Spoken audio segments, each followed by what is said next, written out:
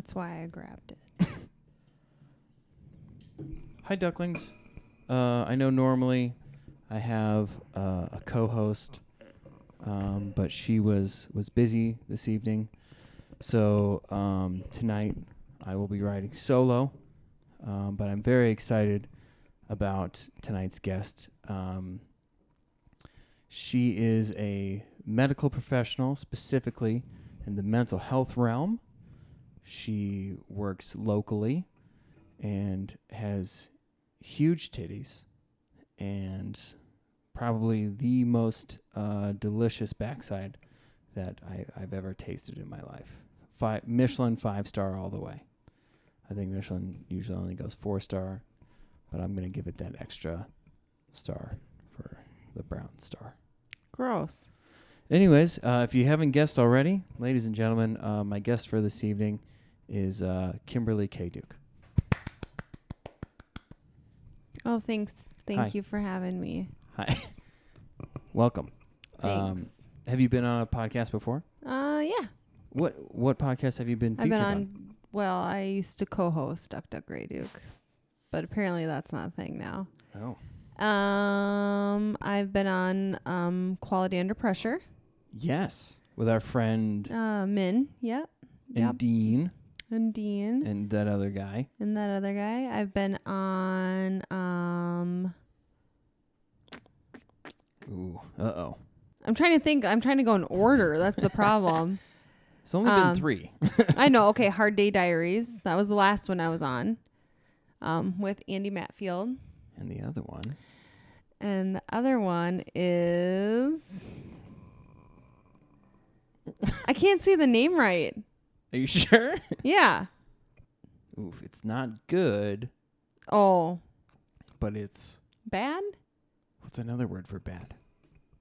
That's what I can't like. Awful. Awful service. Yeah. Yeah. So I was on that with Matt Doima and Nathan Schmejrud. Nice. Very good. And the other guy wasn't there.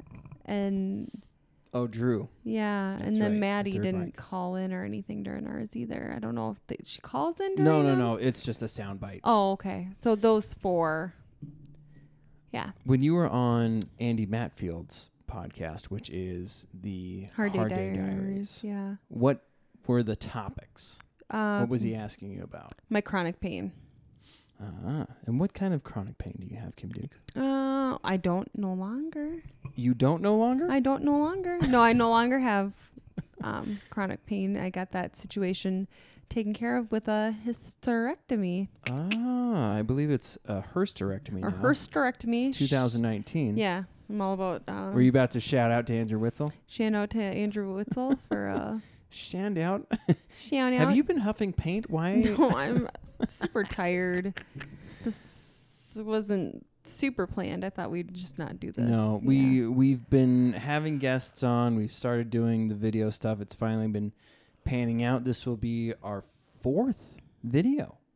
Full actual video. Poor souls. If anyone actually watched it. If anybody wants to help us get onto iTunes, I literally Oh, I will do that this week. literally would kill someone if it meant... I found out recently that if murdering someone meant that I would get something valuable out of it, and obviously I would get away with it. Not just like murder someone just for the sake of murdering someone. You can't get away with it nowadays. I know. That's what I'm saying. You cannot... No one gets away with murder. Nobody if you does. get away with murder, every time they find somebody, it's always years after the murder. Yeah. Like 20 years later, they But found that was like back in the day. Now it's like you can't get away with anything. that's the what I'm government saying, has like- chips in everybody. But even if you did the murder 20 years ago, now they're you starting to catch still up. they'll still get you. Yeah. Technology is so good now that they'll still figure it out. Yeah. Who mussing your hair up like I know. that? I'm trying to get I'm gonna like. come over there and make out with you. How would your co-host, your wife, feel about that? She's a dumb whore. She'd be into it. Oh my gosh. Threesome. Woo! Whew. Starting to sweat already, as is our usual podcast form. I know. Me It's actually sweating. was really cold in this house today. I know. And the second that I started thinking about recording this, I was like, I'm already sweating. Why? I think setting up all the, all the tripods, all the gear, all the lighting and Lights, everything. yeah. It's fucking. Hey, what did I do right before we did the podcast? I don't know. Did you poop? No, I wish. Booked our flights to California. We're going to What? California. Why are we going to California? 'Cause we fucking want to. Oh, do we? Yeah. We're going to go to San Diego for like a day and a half, and then we're going to drive up and do Disneyland again. Woo, woo. Because they're going to have all the Halloween stuff out. Get to meet. Do we get to see the Halloween stuff? Yeah, they have all the wee stuff all throughout the park. Yeah, just because we're not doing the Oogie Boogie Bash, they still have other stuff going on. Such a bummer. But not really, because those tickets were expensive. Yeah, but it would have been over $1,000. Kim Duke, what do we love? Disney. No. Halloween. Nightmare Before Christmas. Nightmare Before Christmas. Yeah. The characters are all over the park, though, still, anyway. They still have Halloween stuff going on. And then we're going to do... Landon's so excited. We're doing Universal. We're going to do... Are we doing that? Okay. Yeah. Wizarding World. We're doing... we have to. We're right there. I know. Yeah. There's all kinds of things that we're right there for that sometimes just don't No, happen we to have us. to this year. We didn't do it last year because Landon wasn't into Harry Potter then. I introduced him during like the winter time because he got sick, and I said we were laying in bed, and I'm like, you know what? I've never watched the first Harry Potter. I wonder if he would like it. And then immediately he fell in love. And so we got to rewatch them all again with him, and he read all the books twice. Yep. Even the one of the Cursed Child, he read that one. If we were to touch hands right now, could you see it in that camera? Yeah. Make a hole. Go like this. Let's do her. No, we go the other way. Want to go which way? We're ready. And then what? Yeah. The wiggly worm. Yeah. I'm excited. I'm really excited. I love California. I hope that everything goes the way that we want it to, and It will. It's gotta. Gotta. there's a lot of things from now until literally until we fly out that have to happen a certain way. Like what? Are you joking? Like we gotta live? Is that all? There's nothing going on from now until we leave. I mean, I gotta work. Kids gotta go to school. Petra's picks. Oh? The Anything showcase. else? Tom Segura. There's... Can't believe you. There's What? Peaches Picks, the Yeah. October kickoff show that I'm I running. said that. The showcase. No, that's not a showcase. That's a show. Whatever. Okay. The whatever. The kickoff. Showcase is to try and shed light on people who have gone unnoticed. People aren't paying enough attention to. That's why we're doing the Peaches Picks. Okay. The actual show in October 12th. Which is when we were supposed to originally go out to California. But Yeah, well, I mean, you want me to make money or not? okay. Wherever I can get it. Selling drugs did not go good. Selling your body didn't go well either. Literally no one bought. No. Nobody bought. I didn't even buy it, and I live with you. It's a fucking nightmare. So yeah. So there's some things. That's going to be a really exhausting weekend. Thankfully, our flight on Sunday is not super early in the morning. It's in the afternoon, so we can at least sleep in, and that will be nice. Because, Friday we have Tom, and then you have the show on Saturday, so we're going to be just exhausted. It's going to be crazy. Yeah. Absolutely crazy. I can't wait. Hopefully, Mom and Dad come to the show on Saturday, because the kids could be there. Like, it doesn't matter. Like, it's not an all-ages show like you should bring your kids, but it's a show that we booked specifically so that nobody should be afraid to come to the show. That'll be good. Yeah. So I think Saturday won't be so bad. Okay. I mean, for you guys. For me, it's going to be a fucking nightmare. Tuesdays are awful for me. Saturdays are now awful for me. Fridays are awful. I mean, it's just kind of how it goes. All of the days are awful, really. Yeah. When you think about it. Just living's pretty awful. It's pretty unbearable. It's the worst. It's like I want to just move to Miami and just let the water fill my lungs. Yeah. Because Miami is drowning. Yeah. I guess that'd be better than freezing to death. It would be better than freezing. Or burning. Well, they say that when you start to freeze to death that you kind of go into like a shock. So your body just thinks that it's going to sleep. Yeah. So eventually you just think that you're going to sleep. Sleep sounds good. Sleep does sound good. Death by sleep is Yeah. not the What worst have you thing. been up to, Chris? I'm Well, sorry. Jesus Christ, Kim. What haven't I been up to? Yeah. Um, What did you have a fun weekend? Let's recap the last week. We'll start with you, and then since I'm the guest, then we'll talk about my week. well, if my co-hosts were here, we would, Oh yeah. corroborate our stories. So last weekend, or I guess technically this weekend, it's all the same. Yeah.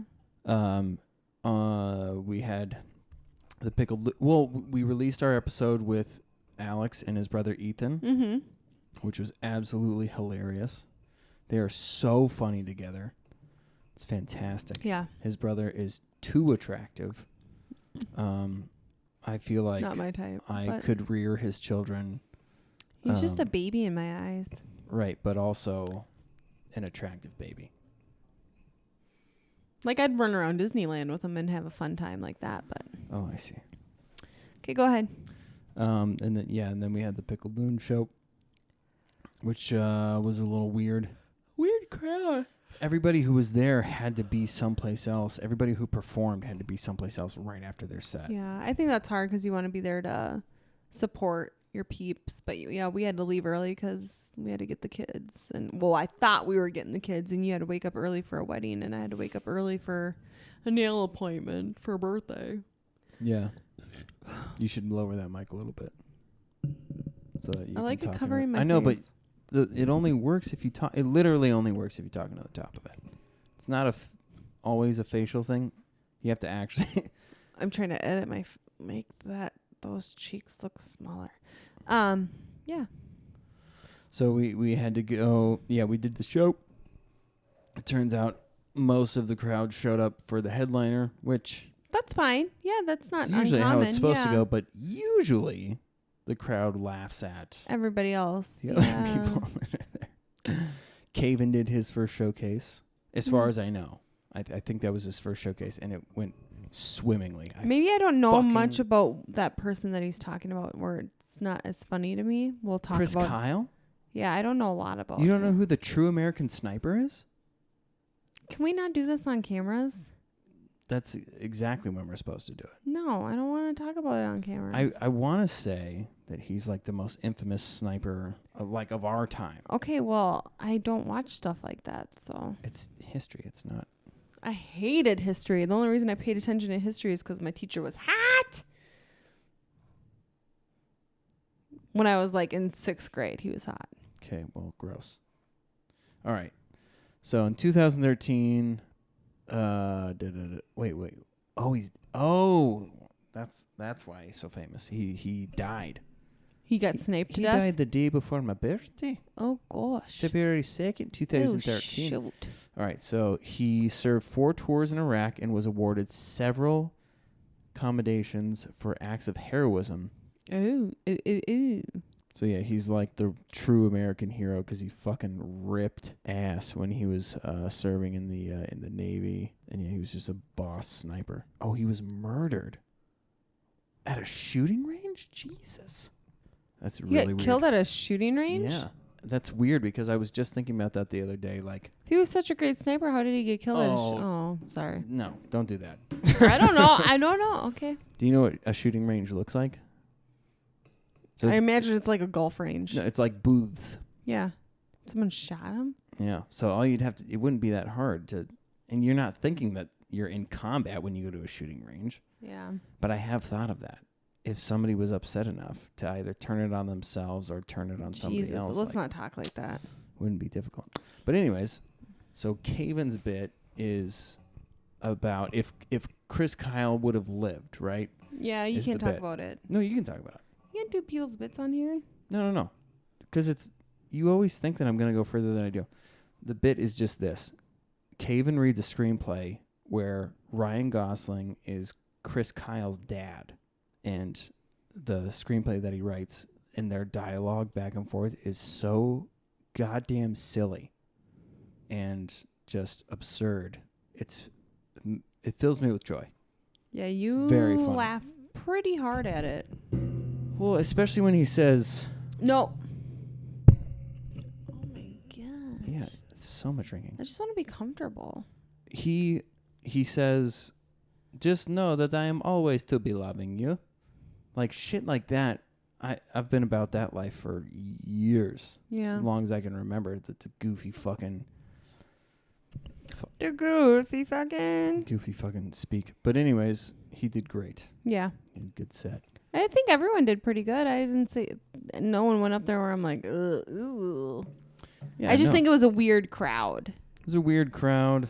Like I said, it seemed like most people were there for the headliner, which is, I loved it. I don't know why I'm not saying his name. Mike Hurley is a very good comedian. Yeah.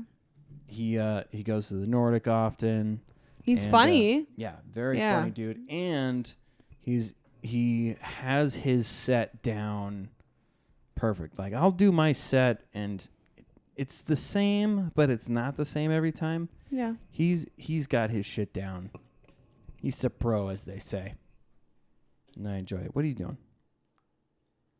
Trying to cover my face in the camera. Okay. Okay. Well, put your hand down because that actually does fuck with the focus. So don't do that. All right. I shot a wedding yesterday. And the photographer that I work for. So I do second shooting now. I don't do any head wedding stuff. I'm over that shit.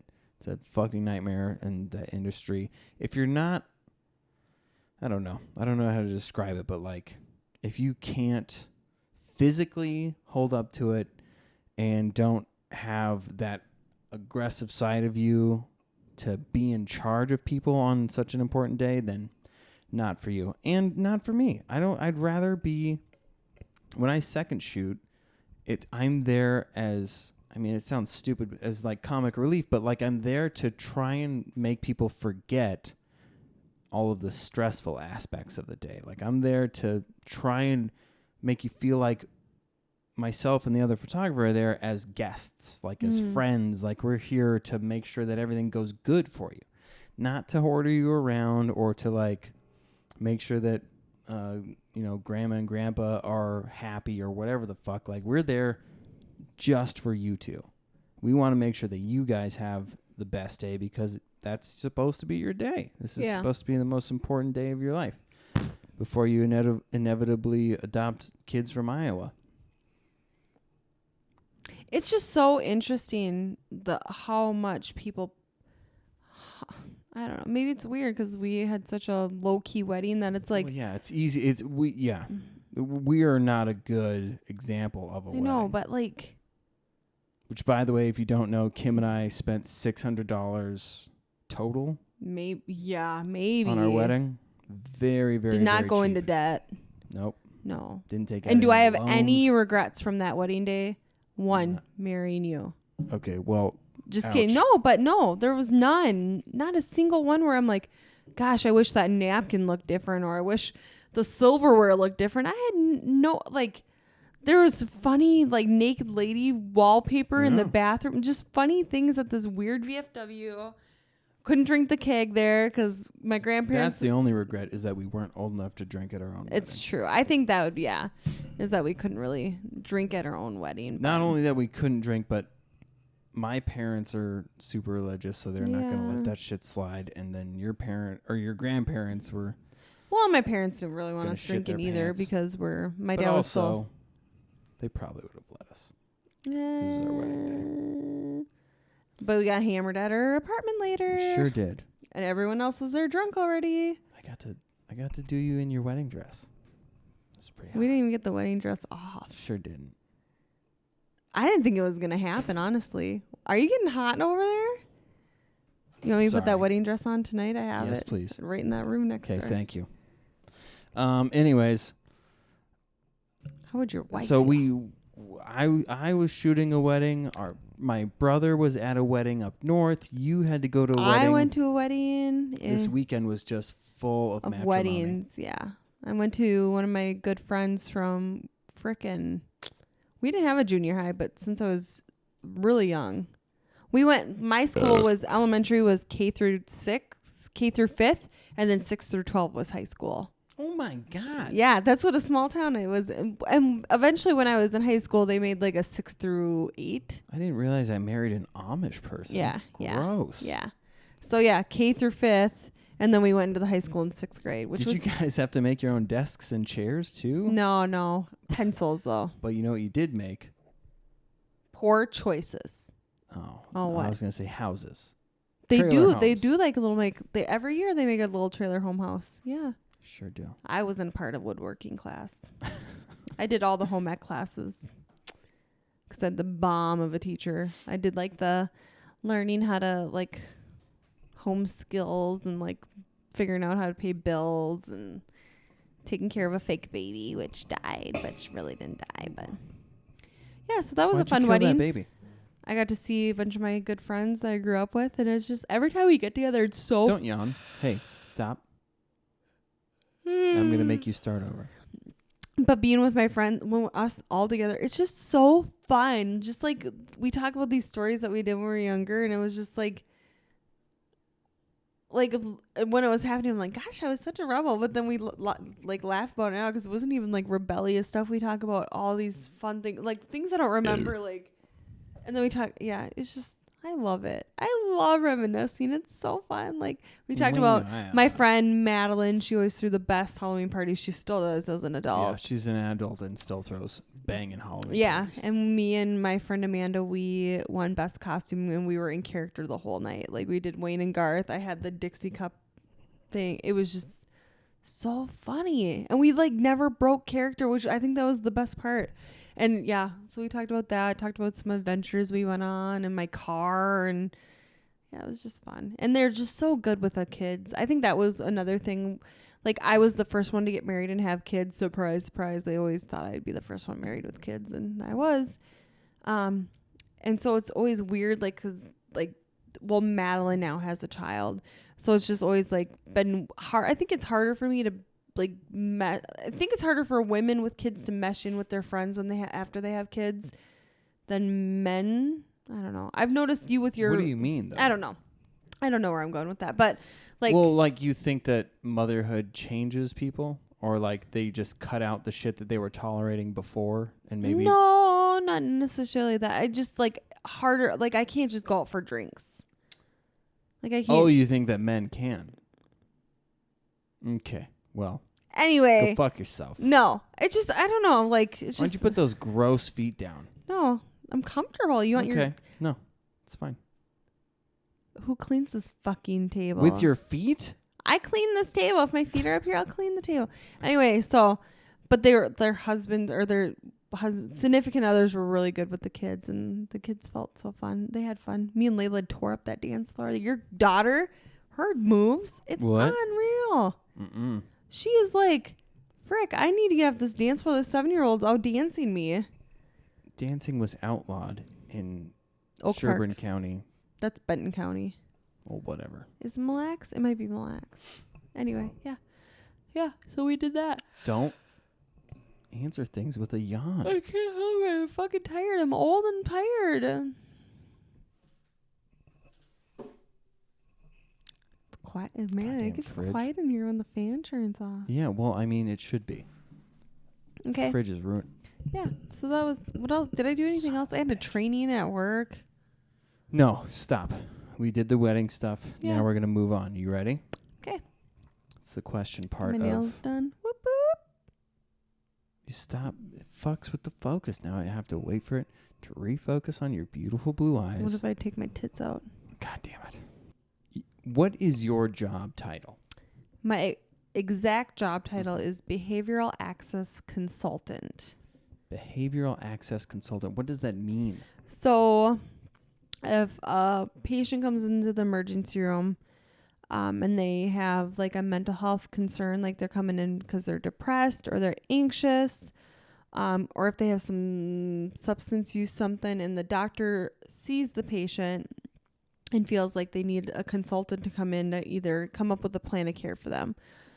So the doctor will order us in. So we work as a team with the doctor to go in there and be like, hey, we'll do an assessment on the person, like a full assessment, and determine, they just need like outpatient resources, or therapy, or they need to get like a chemical dependency assessment done. We don't do that in the emergency room. So they have to schedule that through their insurance. They have to work with their insurance company.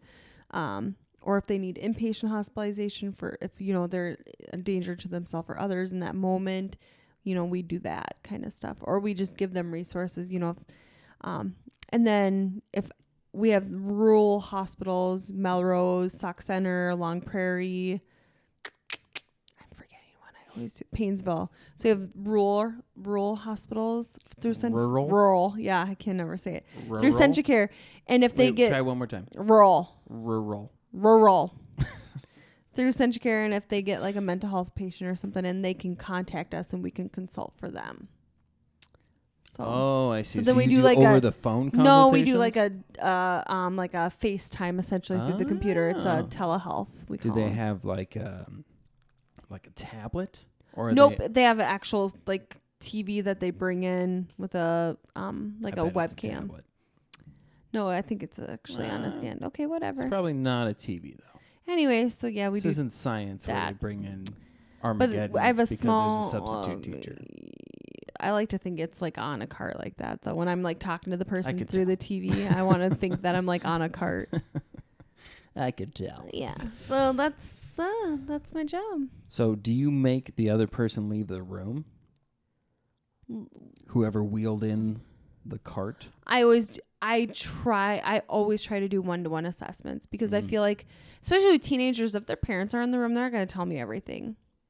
Right. So especially with teenagers, if they're under like 9, I kind of feel out the situation when I walk in the room. Like a lot of 7-year-olds do not feel comfortable sitting with an adult that they don't know and like talking about why they're sad or why they said they wanted to kill themselves today. Yep. So then I'll leave parents in the room. Like I feel out the situation though, if there's like weird stuff going on between the patient and the parent, like the 7-year-old and the parent don't get along, then I will my face was in the way a little bit. I will like feel that situation. So I just kind of walk in and feel it. We get a lot of elderly dementia patients where it's hard because they can't really come in and say, yeah, I beat up this person in the nursing home or assisted living or wherever they're residing because of this. Like they have dementia. They don't quite they're having hallucinations regarded to their dementia. So oftentimes with those situations, I'll leave like family in the room and just say, hey, kind of what's going on. Or I won't even do like a full, like I'll meet with the patient and, ask my regular questions. Are you having thoughts of wanting to hurt yourself? Or are you having thoughts of hurting other people? Try to get the best assessment I can. With older adults with dementia, it's really hard. Or even little kids, like if I ask a 7-year-old, do you know who your social worker, or do you have a social worker? They have no idea. But like with the dementia, if they come from another facility, I'll call the facility and be like, hey, what's been going on with this person? Do they have XYZ? A lot of times older adults with dementia, they have a power of attorney or a guardian. So then I reach out to that person too. So that's my job. Oh, there it was. And God, there was a burp stuck in there. I've never had a day where I have not had a single assessment. I've always had at least one, and up to I've done 8, 9 in a day, and I work there for 12 hours. And that can, it can take a while to get through your assessment, to come up with a plan of care. You have to contact psychiatry, talk with the doctor. Well, yeah. And it should. Absolutely. So it can be you can be doing 2 assessments at the same time. Like you've assessed both. You're trying to work with facilities kind of stuff. And with the state of Minnesota, there's just limited mental health beds. So trying to place people can be hard, especially under 10. There are like no mental health beds for kids under 10, which, yeah. Anyway. It seems like a lot of people think that they have horror stories or bad experiences with people creating plans for them or saying that their cousin or my brother got dismissed when they should have stayed and things like that. What would cause somebody leaves the hospital and they find out 6 months later that this person had far more mental health issues than was able to be documented when they were in? So you're saying they already went to a mental health unit, or so just they went ER? to someone like you? Okay. I can't, but also one thing, I can't diagnose people. I can't say this person has manic depressive disorder. So after you, somebody like you would have to say, I strongly I suggest recommend that you set up an appointment, that you meet with somebody to assess this further, to come up with a plan for them so that they can feel safe and those things. Now, if somebody did the person go to the appointment? Because the thing I will do, that's what I was going to ask. I will make those appointments for people. Because when you're in the emergency room and you're in a crisis situation, regardless of what that situation is, if someone writes down on a piece of paper, you need to make an appointment with your primary care provider. If someone has severe anxiety, they're not going to get on their phone and call their primary doctor the next day. Right. Like, I struggle with anxiety and I never call my primary clinic. I'll make an appointment online through my phone because I don't want to call. Whatever reason, I don't know why I don't want to call. So have you thought about that step in where we know, everyone knows? I feel like, I swear to God, every doctor, every nurse knows that when it's left to the patients, 9 times out of 10, they're not making that appointment. No, 9 times out of 10, I'll make that appointment. If the patient is like, no, I will call them. I can take care of it. It depends. It always depends on the situation. If this patient comes in and it's like a minor, like, I can't even give examples because of HIPAA, Right, but no, let's say like their anxiety is minor. They have a primary in a different town, not within the system, the organization I work in, and they're like very clear-headed and all that. And they're like, no, when I leave, I can make an appointment. That's fine. If someone's coming in a crisis and they're severely anxious or depressed, but they're safe, they can go home. They feel safe going home. They have family with them. I will say I'm gonna call and make a new appointment. I understand that you can. I said, but when you're in the ER, if I call as a nurse to make an appointment, sometimes I can get you into different spots in like an appointment area than you would as a patient calling in. Different spots. Well, sometimes like they save, like, providers will save spots for like ER follow-ups they save little areas in their schedule because you don't know what's going to happen with your patients. Yeah. I gotcha. Okay. I don't know why when I think of like, it makes me think of tattoo appointments. So like a slotted time. I mean, if you look at a schedule and there's like a slot of time there, providers will sometimes leave areas in their schedule for like if one of their patients, on their, one of their patients they regularly went to the ER for any mental health, whatever, or they were hospitalized, they save these slots so they can stick their patients in there, or else, oh no, you just had a stroke, you were hospitalized for a stroke, sorry, we can't get you into your primary for 3 weeks. I mean, it's the same thing. So I gotcha. So yeah, or like therapy appointments. I have, we try and get people into therapy, and we have access to some things that people in the public don't always have, or we can call sometimes and say, we kind of plead with places, hey, this person's in the ER, they're really struggling, but they're safe to go home, but we need them to be able to see their therapist. What can we do? Sometimes we work. But I have to set up. I can't let someone out the door not knowing I have a good plan for them. I feel I've had it happen, not because I like it, but I've had it where I've discharged a patient where I'm like, oh, I should have done, like, you feel like you should do more, but we also are limited on what we can do too. Well, yeah. That's every single job ever, but don't yawn. Okay, but I'm the interviewer. Okay, sorry. When you're answering a question, I can just don't. It's insulting. Okay, go ahead. I'm sorry, I didn't mean to insult you, but Anyways. Yeah. Okay. So if you are someone, which odds are very good, 1 out of 3, 1 out of 4. Yep. Who has gone through this or has a family member who has gone through this, and you have any say as to, to be like, hey, did you ever follow up after what you went through? So you know what I mean? Yeah. So like I said, there are people who will go through that thing, and then either the family makes them feel like they don't need it, and therefore they just get swept under the rug, and they have to go back to work, and the same pattern is going to happen again, and they're going to go through the same shit. How do you, what would you say to those people if they have the opportunity to help that person? Like family members or friends? Yeah. I'm trying to figure out what you're trying to say though. So what? Like, Okay, so because let's, I'm thinking of my role. Like if I discharge someone, we follow up with them within 3 days. We call and say, hey, how are things going? How did things, if I set someone up with an appointment, I'll check with that provider and say, hey, did this person show up? Oh, I see. Yep. So I'm thinking of my role. I'm thinking of on their end when they leave the hospital and they say, all right, we left the hospital. Now we have zero obligation to check in or anything like that. Oh. I don't know. You're unique because, like I said, I've heard people say that these people go through the motions and then they end up back in the hospital. And it seems like the underlying thing is that they're not doing the follow-up stuff. And yeah, or they're so not. Yeah. In hospitals, and you do hear those stories, in hospitals where people aren't going home and then making that appointment and they have zero consequence for it. There's nobody following up. Yeah. They don't have a safety net. That's what I'm looking for.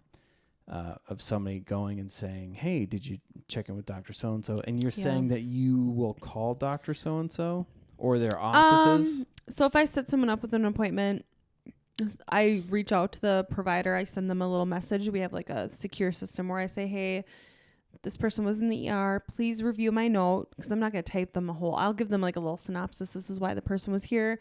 I set them up with an ER follow-up appointment with you. You feel free to review my note. This is what's kind of going on. And let me know if you need anything. And then we can...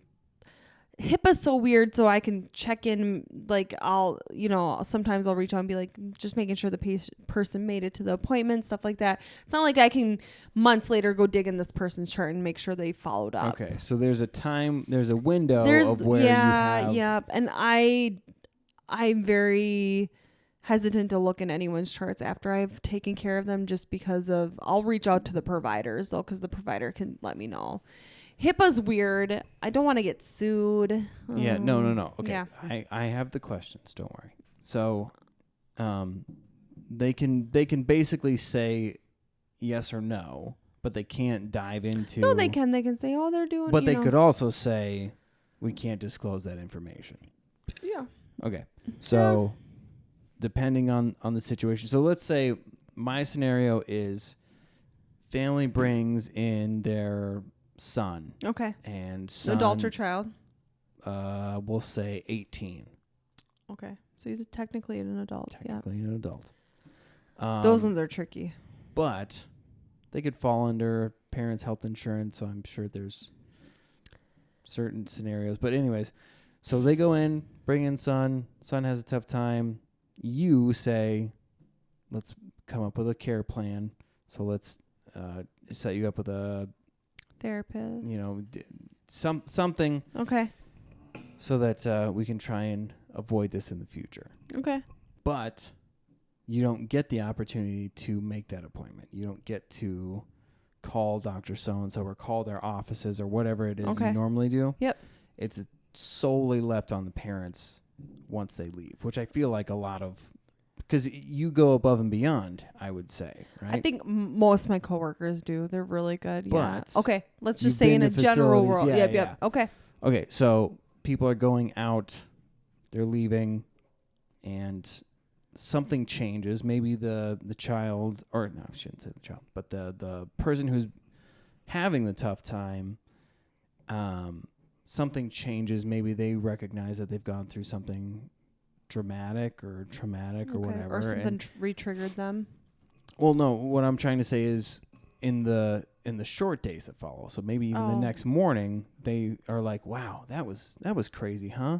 I'd like to go try and make things go back to normal. And so they act differently, and the parents think, well, maybe they don't need that follow-up with the therapist because they're acting like what we thought they were before. Yep. That's a dangerous place to be. So how do you convince those people to say don't trust just because? And I may be we educate, so in the gaps, but if family brings someone home, even if it's like a friend, even an adult, like if they're taking their 26-year-old friend home, we educate them on signs to look for.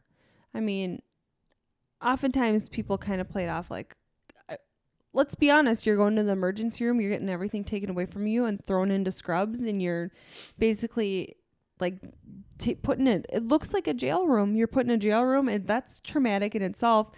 So then you're afraid to get help because of what that could look like. Yeah. So then they resort to what's a coping mechanism I can do is I can pretend like everything's okay because I don't want to get thrown back in that room where I get everything taken away from me and I'm thrown into scrubs. I don't have my phone. I have no one to reach out to. I'm stuck in this room with staff and you hear people screaming in other rooms or whatever else. Man. Yeah.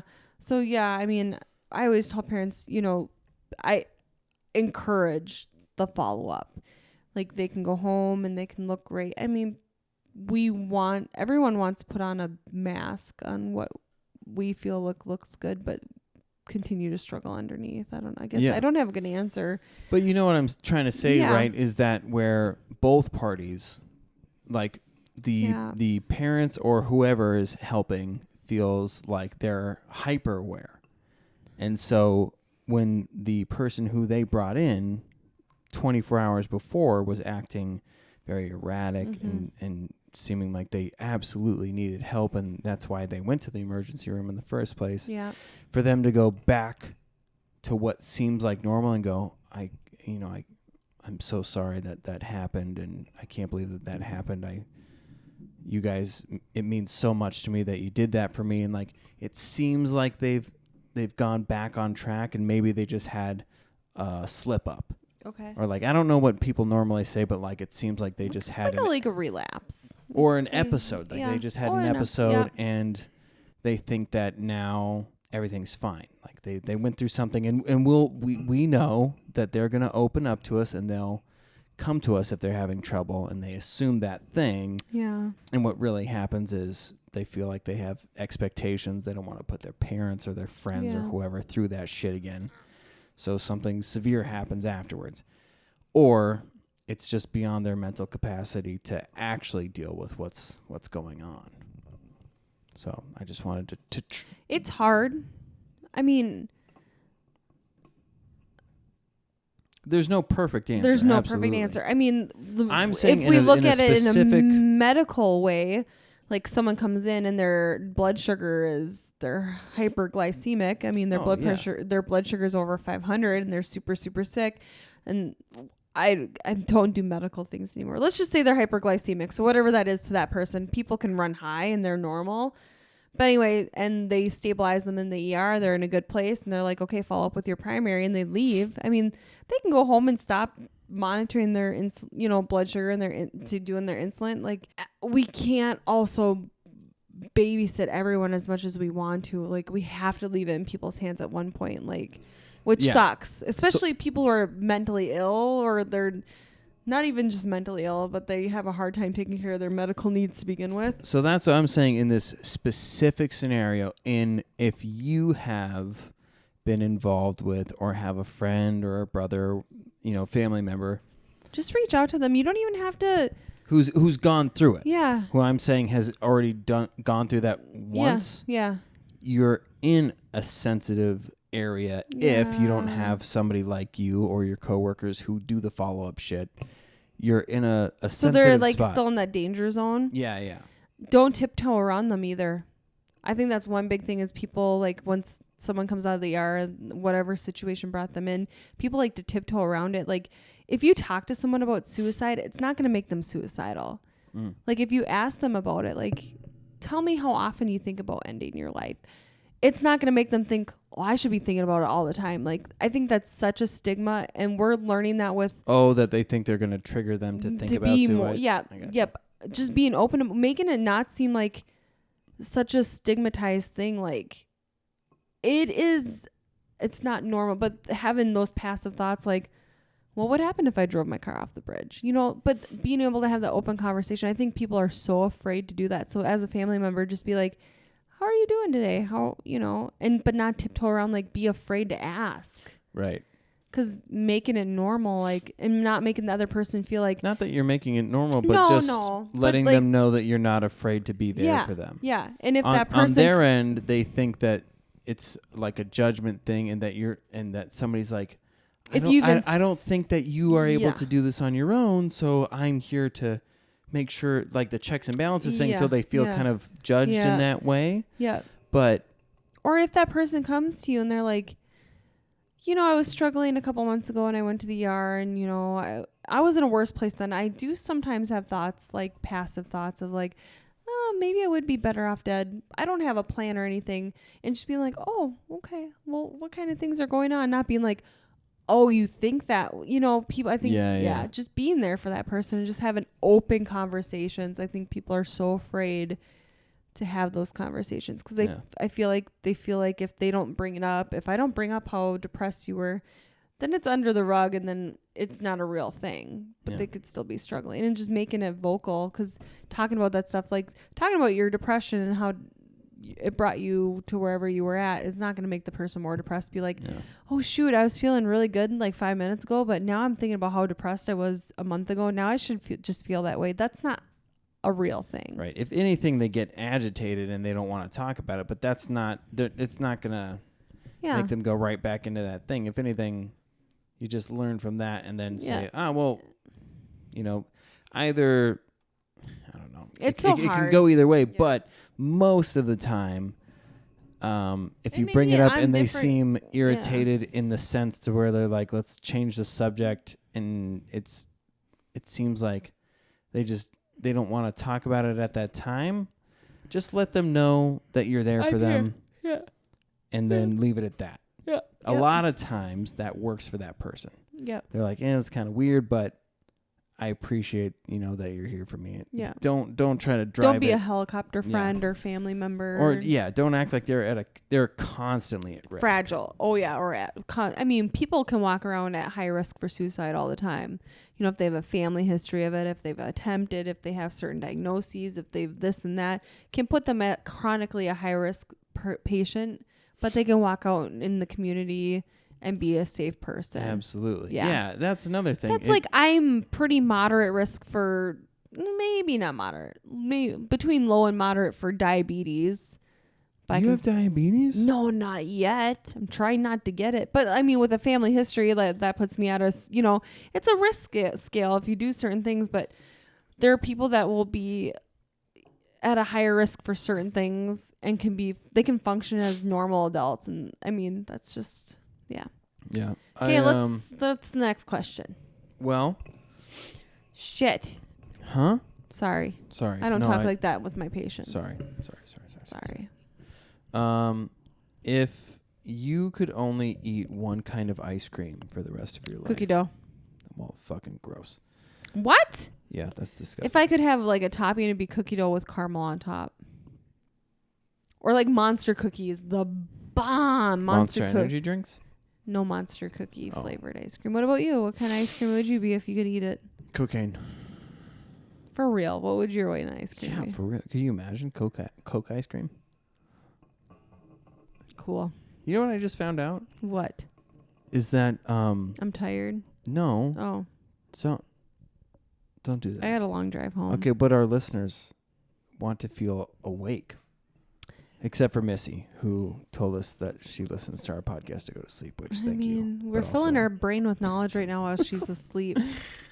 That's true. It's true. I used to listen to things when I was sleeping to see if I'd retain it. Missy, while you're sleeping, omelette de fromage. Missy, while you're sleeping, don't pee the bed. Don't pee yourself. Missy, don't pee.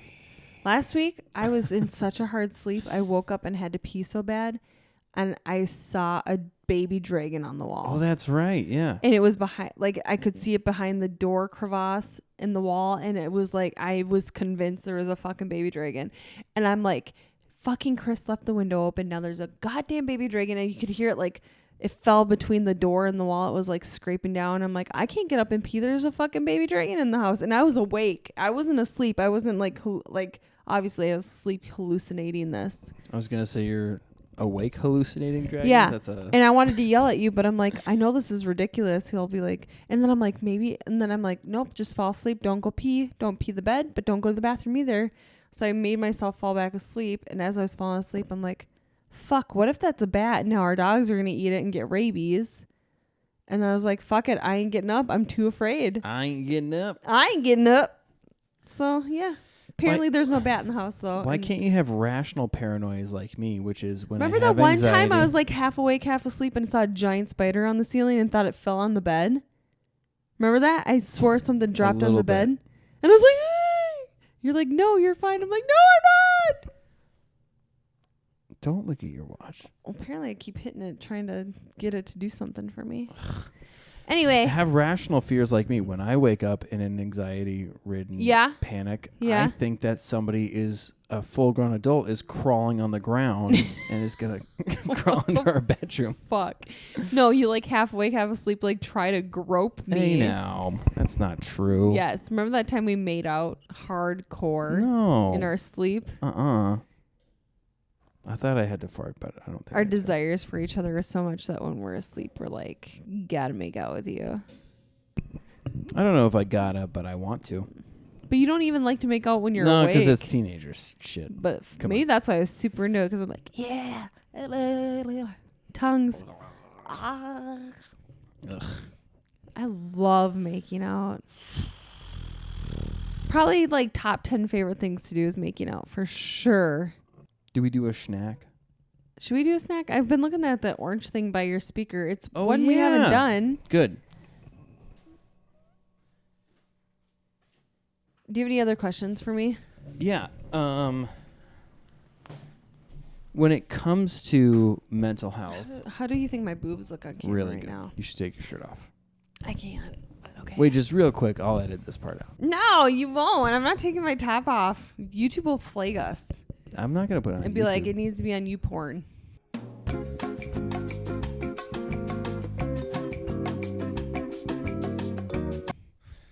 Sorry about that short break. I had if to you put pick that out on a snack. the internet, I will punch you. So another question that I would have for you, because there's literally there's not a single English letter on this fucking box. Not a single English letter? Except for Maruka Agua. Oh, wait. Mariska Hargitay? Marukawa gum. So this is gum? This is gum, apparently. I don't know. We'll see. But what question I would ask you before we do that is, when you were in school, did they tell you about the amount of chemical dependency that was going on? No, absolutely not. I learned very minimal about chemical dependency. Very minimal. And how that, to somebody who's not trained, it will look like people psychosis. talk about, and people talk about tweaking and this and this and that. And if you've, like when I first started, I was like, man, this person's really mentally ill. And it's like, you have to, no, they're using methamphetamines. But then it's hard at the same time because people that have... Could you stop sassy clapping? People that have, mental health oftentimes will use drugs to deal with their symptoms. Absolutely. And it can exacerbate symptoms. So then it's like, masturbate. And it's, so it's really... So then it makes it really hard. Exacerbate. No, exacerbate. Masturbate. Anyway, so it makes it really fucking hard because it's like, a lot of times they do have a mental illness. So is that amplified now because of their chemical dependency use? And it's a cycle and it's hard because I am not a psychiatrist. I'm a mental health nurse. So it's not my job to decipher. I'm just worried about their safety in the immediate. Anyway, I'm done answering questions. I want to do a 3, 2, 1. All right. So today, Kim Duke doesn't get to read it because she is Okoboji. She is not my co-host. You are the guest, which actually sometimes the guest. We're gonna do this next time, and I'm gonna be the host, and you're gonna be the. You're gonna ask me questions. Fuck yeah! Yeah. You know what you would ask me? Why are you so lazy? I'll be like, why do you like me? Why don't... Yeah, no, that'll be a nightmare. No, I'm going to do it. Okay, cool. I'm going to do it. Hopefully, our next guest... I don't want to jinx it, but also... Hopefully, our next guests are two of our favorite human beings in the world. Yes. Dontrell and Caitlin. Oh. So let's put that out. People don't realize, if that episode happens... This isn't your favorite episode? It's going to be so good. I showed you my tits a little bit. Nobody knows that. I was going to edit that part out. You were not. Yes, I was. You think I was going to Can't lift your. So I showed you my tits. All Well, right. give me a Well, piece of that thank you. gum. Okay, so anyways, we have Okaboji. Marukawa gum. Marukawa gum, which is probably Japanese because that fucking box was a lie. Do you think it's really gum? It's a ball. I can't smell. Yeah, I was gonna anything. say I don't smell anything. I crunched mine a little bit. It smells orange when you pinch okay. it. It smells like a Skittle. Yeah, it An reminds me Skittle. of the orange Tic Tac. Oh yeah. I'm excited. Ooh, I like that. Ready? 3, 2, 1. So soft too. Like my booty. My mouth is just watering. No complaints here. Why don't we It's open that up gum. soon? Yeah. It tastes like what it smells like. It's actually probably the most forward, even though there's no English writing on it. The fact that I did find Marukawa gum Yeah. as the website, it led us into, I guess, the fucking orange slices. If I would have looked at the design on the It was orange, yeah. on the box there. Pretty good. Oh, can I blow a bubble? It's not much gum, Just enough. but I feel like you'd have to go more if you're gonna blow a bubble. Oh. You gonna keep it by your desk so you chew it later on? I mean, I did do that for another piece of gum No. earlier today. That was a good snacks. Yeah. Yeah. It's probably, like I said, the most straightforward, easiest Yeah. For real. one we've done. I still think of that gross beef jerky thing. What are you doing? I'm going to ask you some more questions. How long have we been recording over there, Sanchez? Fuck off. I'm gonna look up questions too. No. Okay. I'm nervous. I'm, like, sweating. There we go. The ultimate Nightmare Before Christmas trivia quiz. Shit, if I don't Since do well. we do have that coming up. Can I phone a friend? Yeah, if you want to, Which actually. would be you. That'd be pretty funny. Finish this lyric. I'm the master of fright and a demon of light, and I'll scare you right out of your... Pants. Good job. What is on the end of Zero's nose? Zero's that ghost Yeah, dog. the ghost dog. I mean, What's on the end of his nose? when he ends up going to be Rudolph, they make it red. Oops, I accidentally clicked on the wrong thing, so I'm going to avoid that one. What special talent helps Jack Skellington recite Shakespeare? He can speak in sonnets. He does a great English accent, which is very funny. He can remove his head. That's it. What ingredient does Sally use to subdue Dr. Finkelstein? It's something with frog. Deadly nightshade, That's it. mummy dust, Nope. cat's tail, Nope. Oh, eye shit. of newt. Deadly night. No. I think it's Deadly Nightshade. It is in fact deadly God. nightshade. Good job. Finish this lyric. Frog's breath is the one they talk about a lot. Right. Yeah. Yep. Because it masks the... Very good. You fucking nerd. There's frost in every... Oh, I'm sorry. Finish this lyric. There's frost in every window. Oh, I can't believe my eyes. And in my bones I feel the warmth that's coming from inside, from a fire that's inside, like sitting fireside, filling me with pride. No, the first one. That's coming from inside. In Christmastown, what wind-up animal do elves ride on? Wow.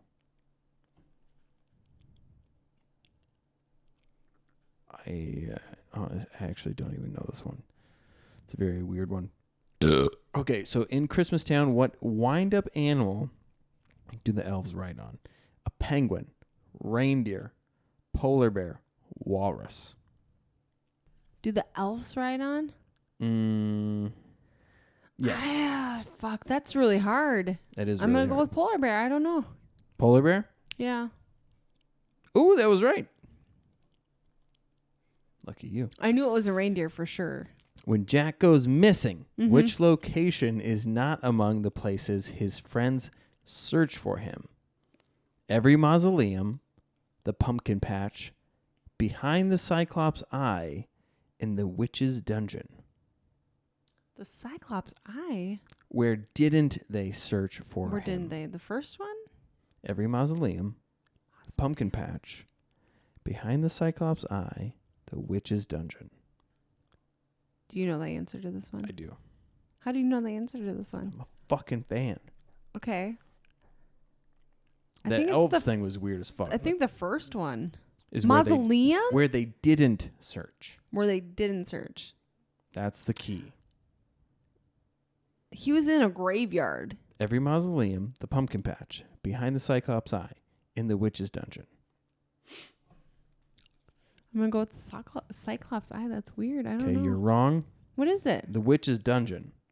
What? We searched in every mausoleum. I searched the pumpkin patch. We even looked behind the Cyclops' eye. And they pull their eye out. Fuck. I know. God, that's a good line, too. Yeah. Okay. Whatever, I got the polar bear one, so Okay, suck the it. speaking voice for Jack Skellington is provided by actor Chris Sarandon. But who supplies Jack's singing voice? Danny Elfman. Yeah, we fucking know. What trick does Sally use to avoid drinking the potion she cooked up for Dr. Finkelstein? It leaks out her seams. She spits it out soon after drinking it. Her spoon has holes in it. She quickly takes an antidote. She doesn't do an antidote. She spills it out of the spoon. Her spoon has holes in it. Yeah. When Jack returns from Christmastown, Sorry. gross, what does he bring with him? Gingerbread cookies. Nope. A sleigh and presents. Nope. New elf friends. Nope. A box of snowballs. What? Yeah, you said nope to everything. Well, it's definitely not the last one. Go ahead. It's not the sleigh either. Gingerbread cookies. A sleigh and presents. New elf friends. No, it's the first one. The gingerbread cookies? How would he get the sleigh? Okay, you're an Okay, idiot. he said the sleigh with the box. Sorry, it's yeah. already too He's late. got the presents, You though. did the gingerbread Yeah. thing, and All right, you're fine. not a real He had the fan, so- presents. Okay, fine. Yeah. La la la la la la la la. Remember, he comes down. Anyways, what is not among the items that Jack examines with Dr. Finkelstein's science equipment? That is fucking tough. Okay, if I get this You right. ready? Teddy bear, candy cane, mistletoe, red stockings. So I know for sure he does the two middle ones. The candy cane and the mistletoe. Mhm. Yep. Red stockings, teddy bear. He doesn't do the teddy bear. I would agree. Let's see. Oof. Is it the stocking? It was the stockings. I Okay. don't remember the teddy bear. It's weird. I remember the mistletoe and the candy cane, though. I thought for sure he did the stockings, but okay. So where? Oh shit! I've got it too close to the thing.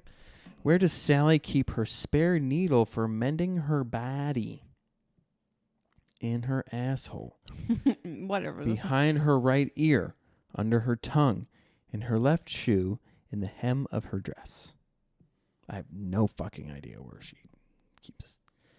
Behind her right ear, under her tongue, in her left shoe, or in the hem of her dress.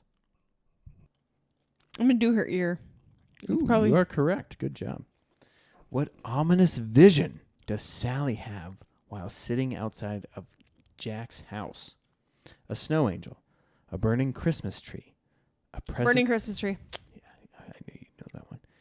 Finish the lyric of this song. Through my bony fingers it does slip, sailing away in a haunted ship, oozing, dripping into a pit, like a snowflake in a fiery grip, escaping from my skeleton mitts. Through my bony fingers it does slip, sailing away in a haunted ship, oozing, dripping into a pit, like a snowflake in a fiery grip, escaping from my skeleton mitts. What's the ABC? I don't understand. Like, what's the multiple choice part of it? That's what I'm saying. Oh, let me see it. I just read it to you. Let me see it. Finish this lyric. Through know, my let me see bony it. fingers it does slip. Oh. Come on. You know this. It the last one, I think. I don't know. No, it's the snowflake. Mm-hmm. Yeah, I was your phone a friend for that one. The mayor finds a creepy crawly creature in his megaphone and turns it into a bow tie. What type of creature is that? Is it a black widow spider, a tarantula, a bat, or a scorpion? It's a bat. No. It comes out of the horn. Mm-hmm. It's a spider, but I don't know which one. I think it's a black widow. Black widow, baby. It was a black widow. Which of these is not one of Oogie's trick or treaters? Lock, shock, spark, barrel. It's shock. Wait. What was the? Which of these is not one of Oogie's Yeah, barrel's trick or not one. treaters? Barrel isn't one? Wait, lock, shock. Spark. Yeah, spark. Barrel's one. Lock, shock, and There you go. Yeah. You got it. What does Jack ask Sally to do for him to Lick help? his butthole. That is, but he doesn't have a butthole because he's a skeleton. Oh, sorry. To help make Christmas a reality. Sew him a red suit. Bake him some cookies. Wrap up all the presents. Sleigh ride with him. Suit. Obviously. What is the door to Christmas Town shaped like? A Christmas tree. Yeah, fucking right it is. Finish the lyric. I don't believe what's happening to me. My hopes, my dreams. The beard, the coat, the boots, the hat. I actually don't know this one because I thought it was a totally different lyric.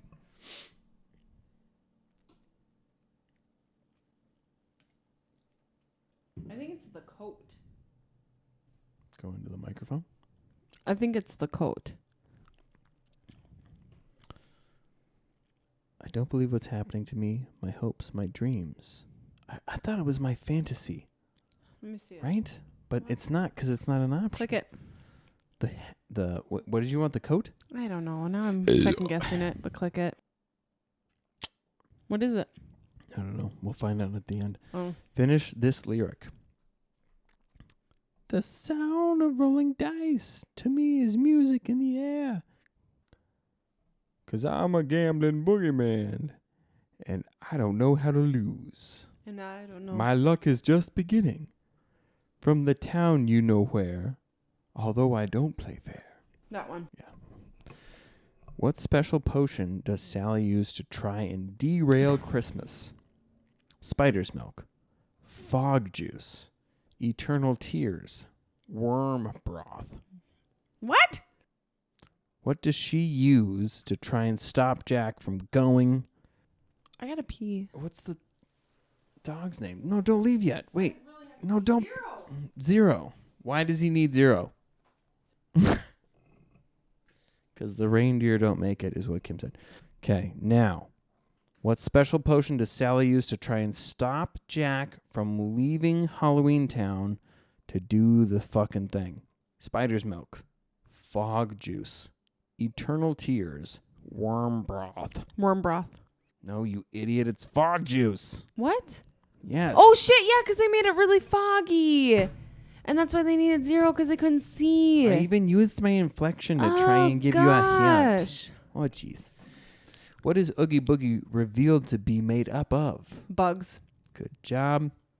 What Disneyland ride is redecorated every fall as a tribute to the Nightmare Before Fucking I better Christmas? fucking know this before we go. We're about to leave for this goddamn trip. I'm so nervous. The Okay. Tower of Terror, the Haunted Mansion, Pirates of the Caribbean, Space Mountain. The Tower of Terror doesn't exist anymore. They made it into like shit. Marvel Tower. No, Guardians of the Galaxy. Yeah, Marvel. Okay, well. And they make it into Oogie Boogie, is that what you said? What Disneyland ride is redecorated every fall as a tribute to the Nightmare Before Christmas? I don't think it's Haunted Mansion. I think that's their own thing. Yeah. Space Mountain. I'm going to go with the Pirates of the Caribbean. It's probably wrong. Yeah, I think you're wrong as well. This is Space Mountain. What gift does Santa Claus deliver to the people of Halloween Town? Snow, ribbons, cookies, candy canes. No. What is the final shot of the film? Santa flying off in his sleigh. The people of Halloween Town joining hands. Lock, shock, and barrel laughing. Jack and Sally kissing in the moonlight. Kissing. That is correct. Jesus Christ, how many questions are there? In the film, James and the Giant Peach, what does Jack Skellington cameo as? I know this one. I know this one. Name him. A train conductor. A carnival magician. A pirate captain. A French chef. Is he the pirate captain in that one? I don't know. Click it. Cacao. I did know. You got 24 out of 31. Damn it. You dumb bitch. I wish it would tell you Excuse which me. ones you got wrong, Yeah. but it doesn't. So, I go fuck yourself. Well, You know, that was good. you did a great job. I'm going to have to watch a movie like 20 times before we go. Dude, my favorite thing about October is that we watch Nightmare Before Christmas from then until fucking Christmas. And the kids love that It's the movie. best. Like, we've tried to watch it with our nieces. They're like, we're scared. And our kids are like, what? So that's what you get for believing in a higher power, you fucking idiots. Fucking love Jack and Sally. I would love a deeper love story between Jack and Sally, though. I would love to be deeper in you. So I anyways, almost peed my pants. I had to pee okay, so but bad. don't pee. Well, now I'm not gonna because I already left it in your toilet. I hope your wife cleans that toilet. Gross. Kim Duke, what do you have coming up? Well, my good friend Alex Petra picked me to be on Petra's Picks, so I'm pretty excited about that. fucking Rad. Yeah, that's my first show. Is that the first show you've ever produced? I can't wait to be on it. I've got my first 5. Okay, no. Would you say that you've been working for 6 months towards Yeah. something yeah. like this? Yep. I mean, I'm just so funny that people want You me are on their hilarious. shows. No, what do I have coming up, Chris? I just need to wake up every day and be alive. Hey, I gotta keep 2 people alive. that's all we can ask for. What's your Instagram? Landon M photo. No, it isn't. Oh, Kimberly, do you? Now, is that as in like Short for Duke. do as I do, or Yeah. or duh? Well, Duke was gone. So Well, it's Kimberly kind of Duh? Kimberly, duh. That's funny. Without the H. Kimberly Daw. So that's my Instagram. Follow me. I don't post as much. Your stories seem to be. I feel like I like to post stories because I don't look at stories a lot, but I see your bubble. Yeah, I like to post stories because it's like I don't want it on my feed, but I want people to be like, "Oh, that's funny." Like, it's always kid stuff. Like Layla will say the funniest things. Like today, I got onion rings when we were at Arby's, and she legitimately thought there was worms inside of it. I'm like, "No, those are onions." She goes, "They feel like worms."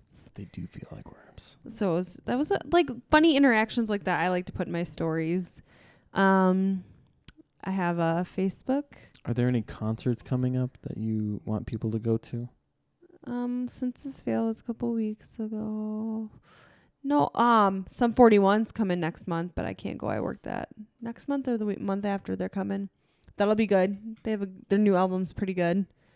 I haven't listened to the whole thing yet, but But coming up, we're going to Tom Segura.